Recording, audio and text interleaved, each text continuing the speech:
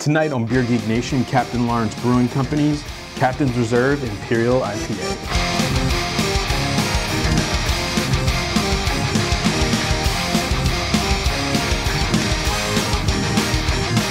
Hey fellow beer geeks, welcome to Beer Geek Nation. I'm your host Chris Steltz. Tonight we are doing a East Coast double IPA, so kind of back to my home turf. Brew company out of New York, Plainsfield, I believe, Pleasantville, New York, sorry. Captain Lawrence Brewing Company, fairly new to craft beer. They've only been around a couple of years, but they're already starting to make a really good name for themselves. They have the Smoke from the Oak series, which is a smoked porter that they're aging in different barrels, and they release them, throughout the year, or not, but once a year, each release from a different kind of barrel. So they're getting kind of known for that. This is it's a year-round beer. It is the Captain's Reserve Imperial IPA. Comes in at 9%, 80 IBUs. I've never had any Captain Lawrence stuff, so I'm really looking forward to this. I've only ever heard really good things about their stuff. This one was a trade I got from a Beer Advocate member. So I told him, I'm looking for just local stuff, and he was local to New York, so he got me this. It's kind of a strange shaped bottle, so already it's got like a plus up in my book, because I like, kind of thinking out of the box beers, and this seems to be that. Hop varieties in this one are Columbus, Cascade, Chinook, which is actually pretty West Coast. Stone Brewing uses a lot of those hop varieties. So I'm looking for a grapefruity, piney double IPA.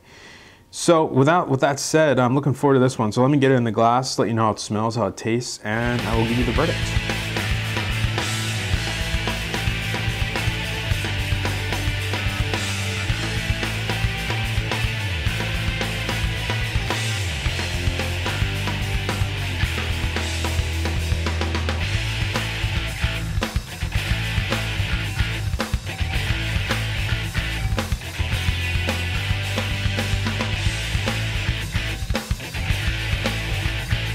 So when I popped the lid on this one and pouring it, I was getting hit with a huge hop profile.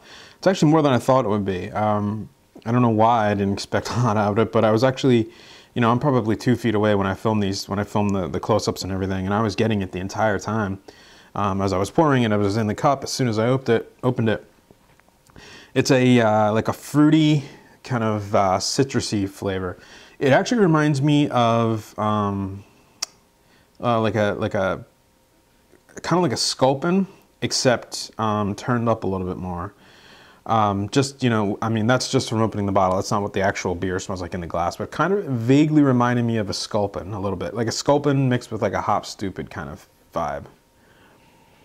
And smelling it now in the glass, I'm getting a lot of orange peel, like grapefruit zest, lemon zest kind of flavors. A little bit of sweetness from the hops. When I say sweetness, I mean like a double trouble or a hop slam, that kind of sweetness. Even sculpin, like I said, kind of has a sweet hop smell to it, which I actually enjoy. That's my preferred double IPA smell. A little bit of alcohol in there, not too many fruity esters from the yeast or anything, so it's probably a fairly dry beer, dry IPA.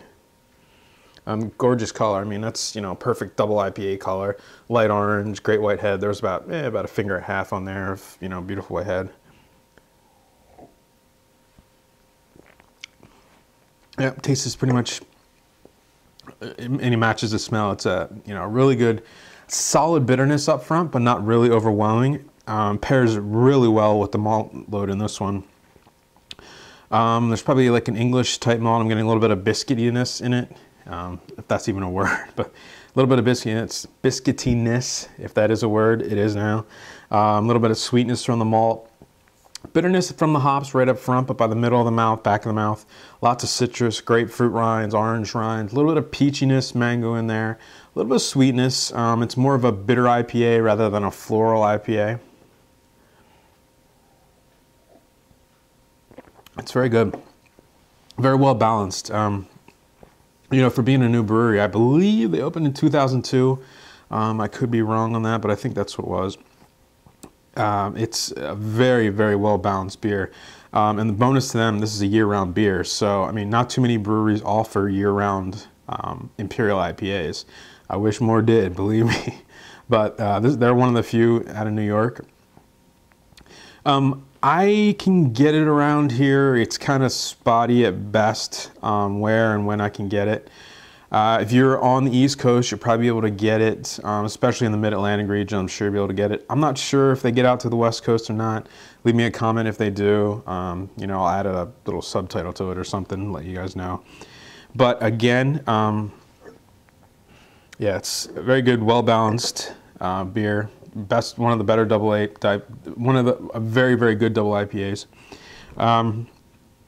Scale of 1 to 10, I'm going to give this one an 8. It's a really solid 8, probably, you know, closer to a 9. But, you know, it's, I don't know, just the mood strikes me to give it an 8. No, but it's a very well-balanced beer. Lots of sweet malt characters, lots of sweet and bitter hop characters, lots of pininess, citrus flavors in it.